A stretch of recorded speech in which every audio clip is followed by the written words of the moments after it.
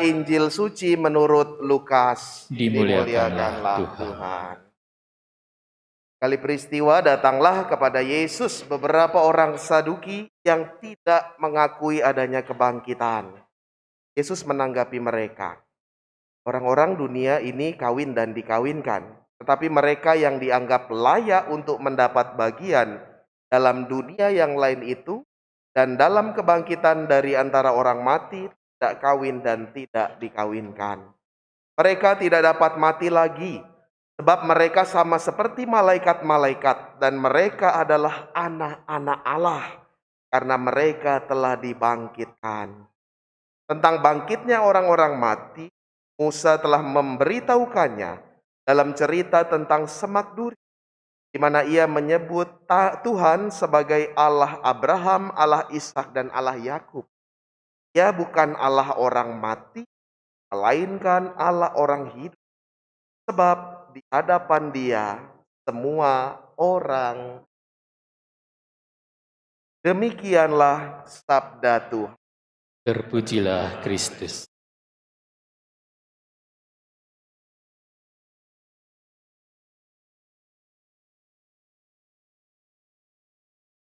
Saudari-saudaraku terkasih, terutama anak-anak Sinar yang akan dilantik hari ini, senang sekali kita bersyukur bersama. Dari bacaan Injil yang kita dengar, ini kisahnya, Yesus lagi jalan-jalan, lalu tiba-tiba ada orang Saduki. Orang Saduki itu orang yang cukup terpandang di kalangan bangsa Israel. Lalu orang Saduki ini datang dan bertanya, "Tuhan, bagaimana tanggapanmu tentang kebangkitan orang mati?" Wah. Lalu Yesus, kalau dia hidup di zaman sekarang, Yesus pasti akan bilang begini, "Kamu nanya," gitu kan? Ya, "Kamu nanya, kamu bertanya-tanya," gitu kan? Itu kalau Yesus hidup di zaman ini, tapi kalau dulu enggak, ya. Orang Saduki tanya kepada Yesus, "Tuhan, gimana tanggapanmu?" Yesus, tanggapanmu gimana tentang kebangkitan orang mati? Tapi pertanyaan itu saya tutup di sini. Saya mau cerita sebuah kisah yang beberapa hari ke belakang, mungkin seminggu atau enggak sampai. Seminggu atau tiga hari yang lalu. Sedang ramai di Twitter. Kalau Anda main Twitter, ya, Twitter itu beritanya cepat sekali. Sedang ramai di Twitter bahwa dalam perjalanan di gerbong kereta api itu diadakan perayaan Ekaristi.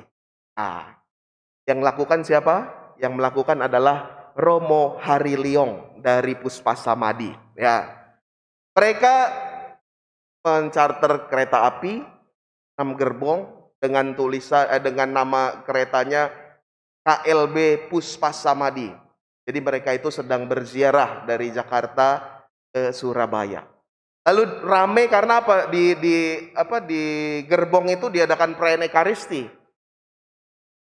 Yang uniknya lagi, di setiap gerbong kan sewa 6 gerbong. Semuanya orang Katolik, semuanya berziarah. Setiap gerbong itu romonya satu-satu. Setiap gerbong. Wah, itu rame di Twitter. Katanya macam-macam lah. Tapi yang saya ragukan kalau misa di kereta Jakarta-Surabaya, lagu pembukaannya bukan dengan gembira pasti. Lagu pembukaannya juk-juk kereta berangkat ya. Jangan-jangan lagu pembukanya itu ya. Tapi cerita itu mau mengungkapkan apa? Kita semua pasti pernah melakukan perjalanan. Bulan-bulan lalu, bulan ini, dan rencana ke depan, beberapa dari kita baik di lingkungan, di komunitas, wilayah, itu mengadakan ziarah.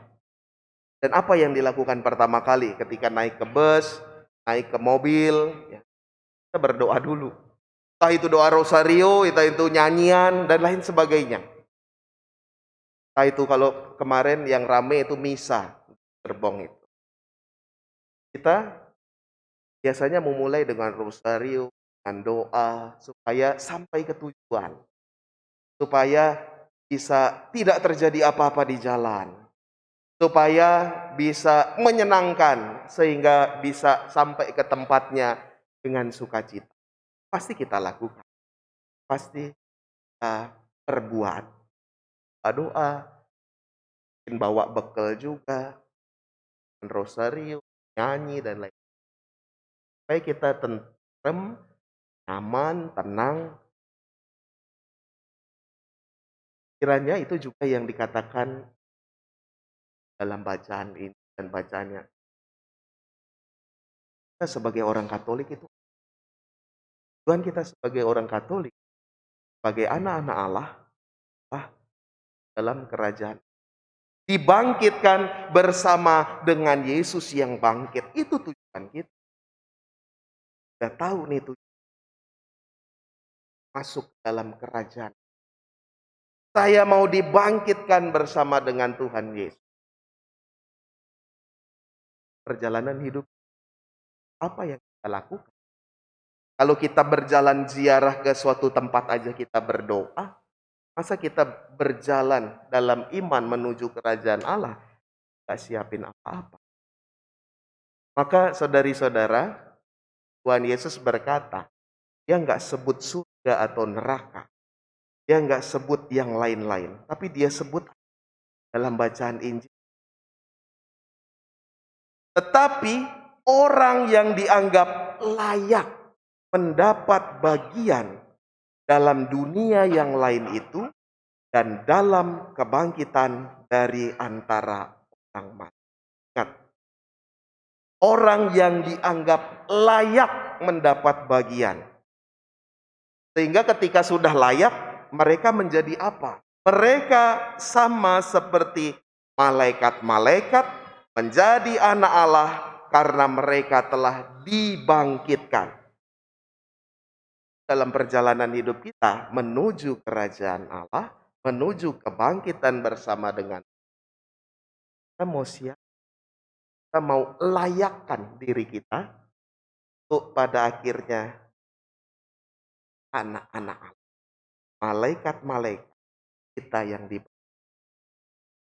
banyak caranya. Salah satunya teman-teman muda, anak-anak kita, putra-putri kita menyiapkan diri, melayakkan diri menjadi pelayan altar. Kalau nggak salah ada sekitar 40-an anak. Saya udah tanda tangan piagamnya. Dan dari semua wilayah itu ada. Dari semua wilayah ada. Yang paling banyak memang wilayah 3, itu banyak sekali. Di wilayah 1 ada, 2, 3, 2 ada, 3 ada, 4 ada, 5 ada. Dan itu menjadi cara bagi kalian anak-anak ini untuk melayakkan diri.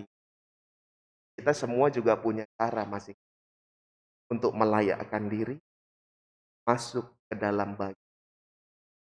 Sehingga kita disebut anak-anak Allah, disebut seperti malaikat. Dari saudara, kita punya cermin melihat diri. Apakah saya sudah layak masuk dalam kerajaan? Apakah saya sudah mempantaskan diri? Kalau bahasa lain dalam perikop Injil, itu apakah saya sudah menggunakan pakaian untuk ikut dalam perjamuan? Tanyaannya kita bawa dalam hati. Apakah aku sudah melayakkan diri? Apakah aku sudah mempantaskan?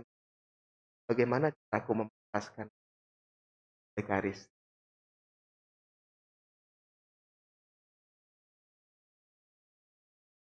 Semoga Roh Kudus menguatkan kita semua. Dan kita pada akhirnya nanti berjumpa kembali di, kalau kata Yesus, ya dalam kebangkitan yang tidak akan. Semoga kita senantiasa bersatu. Mari kita hening sejenak, kita perbaharui iman kepercayaan. Aku percaya akan Allah, Bapa yang Maha Kuasa, pencipta langit dan bumi. yang dikandung dari Roh Kudus, dilahirkan oleh perawan Maria, yang menderita sengsara dalam pemerintahan Pontius Pilatus, disalibkan, wafat, dan dimakamkan, yang turun ke tempat penantian, pada hari ketiga bangkit dari antara orang mati, dan naik ke surga, duduk di sebelah kanan Allah Bapa yang Maha Kuasa. Dari situ ia akan datang mengadili orang yang hidup dan yang mati. Aku percayakan Roh Kudus, Gereja Katolik yang kudus, persekutuan para kudus, pengampunan dosa, kebangkitan badan, kehidupan kekal. Saudari-saudara, silakan duduk. Kita akan memasuki acara pelantikan calon anggota Misdinar baru Paroki Pasar Minggu Keluarga.